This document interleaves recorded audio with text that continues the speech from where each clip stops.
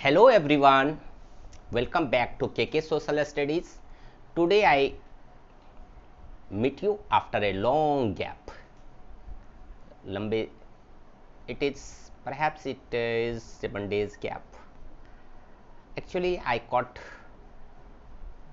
am suffering from viral fever. That's why. So, my dear children, today I came with class 8 chapter 10 colonialism, rural and tribal society and ज़मींदारी system.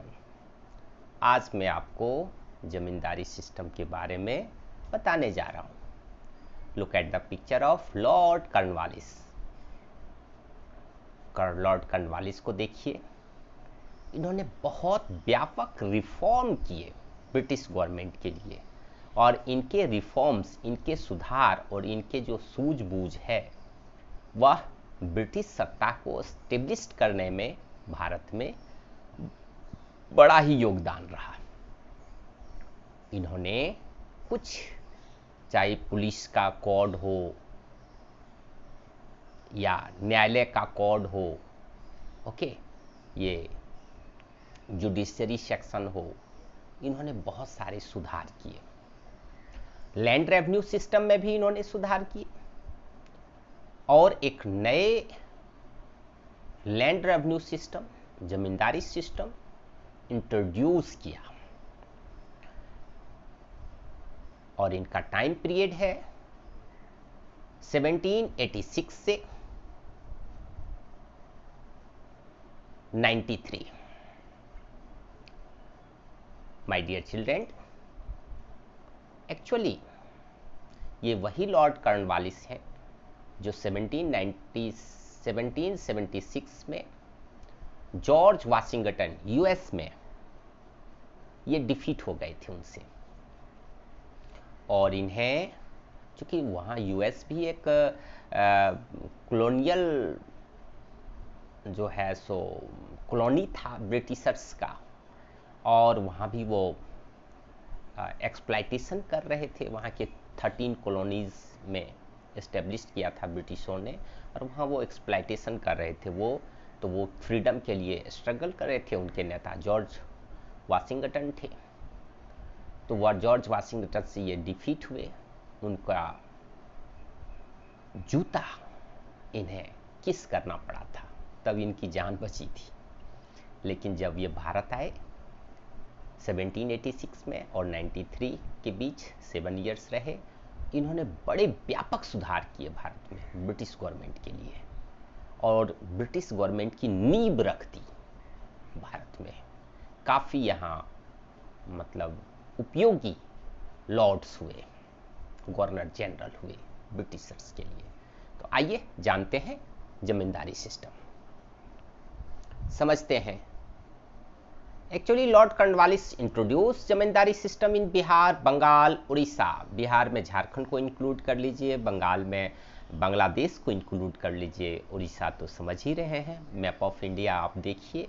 और in 1973 through permanent settlement act इन्होंने land revenue fix कर दिया। Later it was introduce in Varanasi and southern district of Madras presidency. जो नीचे का भाग मद्रास में है वहाँ इसे इंट्रोड्यूस किया गया। वाराणसी मीन्स अवध में इंट्रोड्यूस किया गया। According to this system, land owners और the zamindar obtained hereditary right over their land.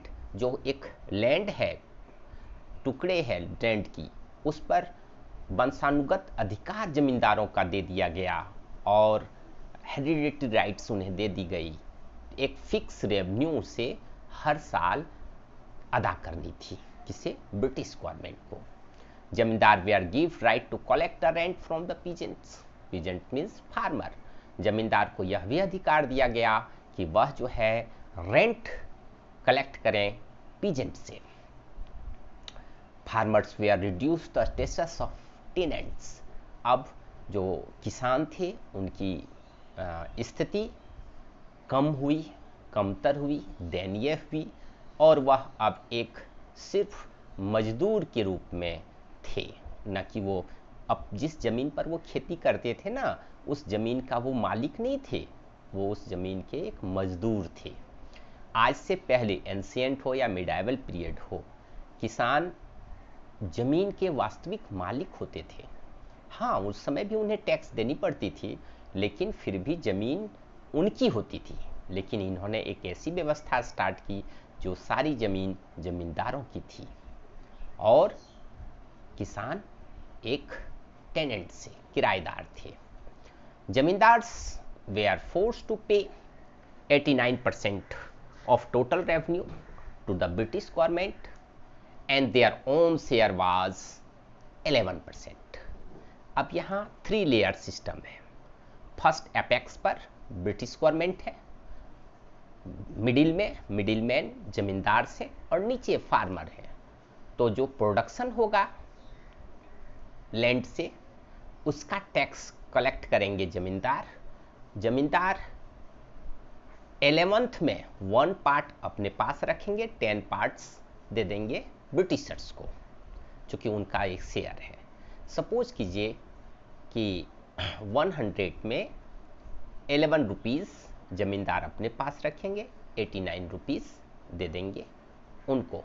भाई फार्मरों के पास क्या बचेगा? फार्मरों के पास 100 रुपीज़ बचेगा। लगभग जमींदारी सिस्टम में 50% टोटल प्रोड्यूस का टैक्सेशन में चला जाता था। Okay, even if there were adverse condition such as flood और ड्राउट्स, वेरी कॉमन है इंडिया में।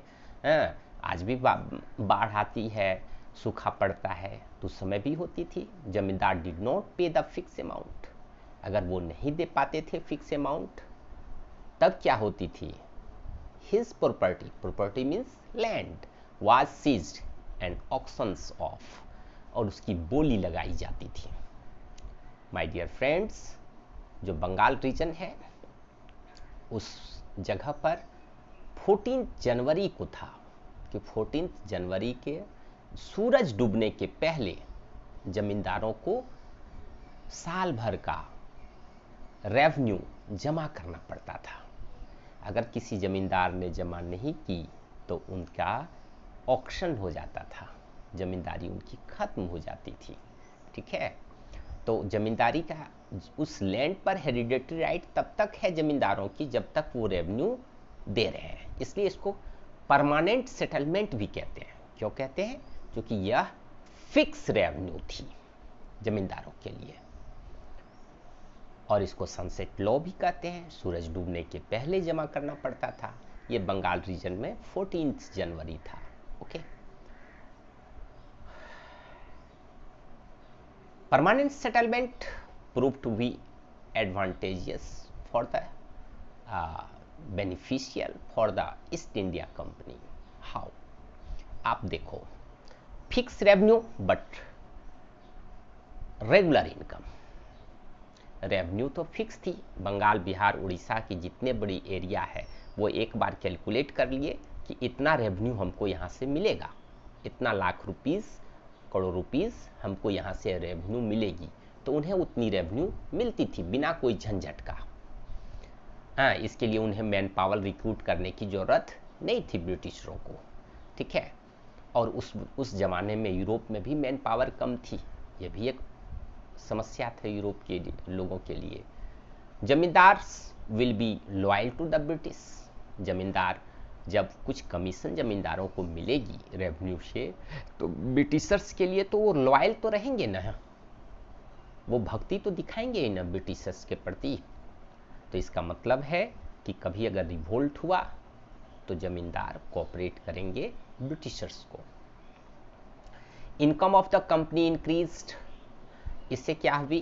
कंपनी की इनकम इंक्रीज हुई and the Britishers could use the new land for consolidating there political authority. और ये जो नए जमींदार वर्ग हैं, ये इसे ब्रिटिशर्स अपने राजनीतिक सत्ता को बढ़ाने के लिए यूज कर सकता है, और उन्होंने किया भी। तो इस तरह से जमींदारी सिस्टम बहुत ज़्यादा बेनिफिशियल रहा ब्रिटिशर्स के लिए।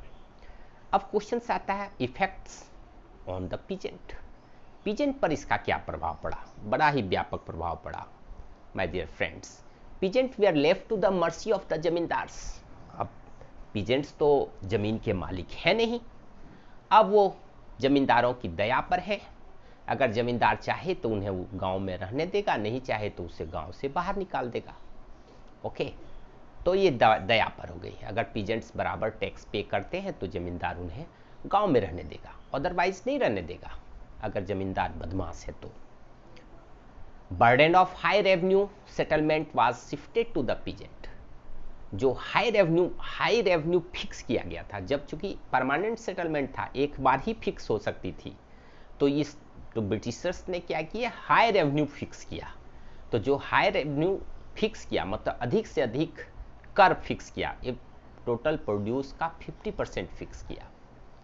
आप सोच सकते हो, कहने के लिए 50%, लेकिन किसी साल अगर नहीं हुआ, 2 साल तक अगर नहीं उपज हुई, तो किसानों की क्या हालत होगी आप सोच के देखिए, वो तो माइनस में चले जाएंगे ना।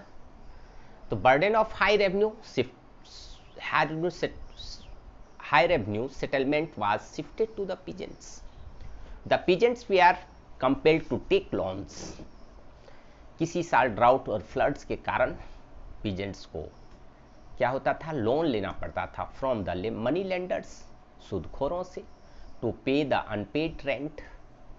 अपने अब दोहरी मार उन पर पड़ रही है, एक तो हाई रेवेन्यू दीजिए, उसके बाद जो वो लोन उठाएंगे उस पर भी वो टैक्स भरेंगे, इंटरेस्ट पेड करेंगे, which made their life miserable, जो उनके जीवन को कष्टदायक बनाया। माय डियर फ्रेंड्स, जमींदार did not invest surplus in the land. जो अतिरिक्त कमाई हुई जमींदारों की वो इन्वेस्ट नहीं किए। So neither the Britishers nor the landlord took any interest in improving agriculture methods और यील्ड। किसी ने एग्रीकल्चर प्रोडक्ट कैसे उत्पादन ज़्यादा होगा इस पर कोई खर्च नहीं किया। न जमींदार, जिनके पास रिसोर्सेस होता है वही ना खर्च करेंगे, तो कोई खर्च नहीं किया, राइट। तो ये प्रॉब्लम हुई। Condition of actual cultivator decline under permanent settlement. और ऑन द अदर हैंड जमींदार बेनिफिशियल हुए, उनके पास मैक्सिमम प्रॉफिट्स एक्यूमुलेट हुआ, राइट। आइए इसे एक एग्जाम्पल के माध्यम से समझने की कोशिश करते हैं। देखिए, रेवेन्यू जनरेट हुआ किसी एग्रीकल्चर लैंड से 200 रुपीज़, उसमें से 89 रुपीज़ जमींदार को, 11 रुपीज़ 89 ब्रिटिश गवर्नमेंट, 11 जमींदार, 100 रुपीज़ कल्टीवेटर, 50% का मतलब। अगर किसी कारण से प्रोडक्शन वहाँ 250 रुपीज़ का होता है तो भी ब्रिटिशर्स को 89 रुपीज़ ही मिलेगा, एवल 11 रुपीज़, चूँकि वहाँ फिक्स था रेवेन्यू। अब जो सरप्लस इनकम हुई 50 रुपीज़ की, अब जमींदार क्या कर सकते थे, चूँकि लैंड के मालिक तो वही है, तो कल्टीवेटर को कुछ पैसा 50% दे देते थे, 50% अपने पास रख लेते थे। तो इससे क्या होती थी कि नेक्स्ट ईयर जमींदारों की पैसा में बढ़ोतरी हो जाती थी। तो कुछ जमींदार ऐसे भी थे जो अपने सरप्लस इनकम को पॉन्ड्स बनाने में, इरिगेशन फैसिलिटी देने में, खाद बीज देने में मदद करते थे। जहाँ जहाँ वो तालाब बनाएंगे वहाँ मछली पालन भी करते थे, उससे भी इनकम जनरेट होती थी जमींदारों की। तो काफ़ी, तो इस तरह से वो इनकम जनरेट कर रहे थे। नेक्स्ट ईयर अगर 300 रुपीज़ प्रोडक्शन होता है तो ऐसे में भी देना तो है ब्रिटिश को 89 रुपीज़, क्योंकि उसी ने फिक्स किया था कि इस लैंड में 200 रुपीज़ के बराबर यहाँ से इनकम होगी, तो इसका इतना परसेंट 89 हमको चाहिए। अब भले ही यहाँ 300 रुपीज़ इनकम हो रही है, लेकिन ब्रिटिशर्स को मिलेगा 89। अब फिर क्या हो, कल्टीवेटर और जमींदार बांट लेते थे। तो एक्यूमुलेशन ऑफ वेल्थ कहाँ है, जमींदारों के पास। और as you know Britishers they are businessman, okay, they felt that zamindar get maximum profit, so need to introduce another revenue system. इसलिए उन्होंने समझा कि यहाँ तो सबसे ज़्यादा पैसा तो जमींदार के पास है और हम हैं ट्रेडर, हमारी कोई भी प्रोडक्ट जो ब्रिटिश गवर्नमेंट की जो प्रोडक्ट है, प्रोडक्शन जो होगी वहाँ की कंपनियों में, वो चीज़ें यहाँ तो भारत में बिकेंगी नहीं, क्योंकि लोगों के पास पैसा है नहीं, तो लोग खरीदेंगे नहीं। तो चलो हटाओ, एक काम करो, आप दूसरा रेवेन्यू सिस्टम इंट्रोड्यूस करो दूसरे पार्ट में। और भी कई कारण रहे दूसरे रेवेन्यू सिस्टम इंट्रोड्यूस करने का, क्योंकि डिफरेंट टाइम्स में डिफरेंट पार्ट, इंडियन पार्ट्स को ब्रिटिशर्स ने जो है कैप्चर किया था। Okay, so assignment question for you children, list the main feature of permanent settlement, what were the impact of zamindari system on the cultivator, how permanent settlement proved to be advantage for the East India Company. Thank you for listening and watching my videos.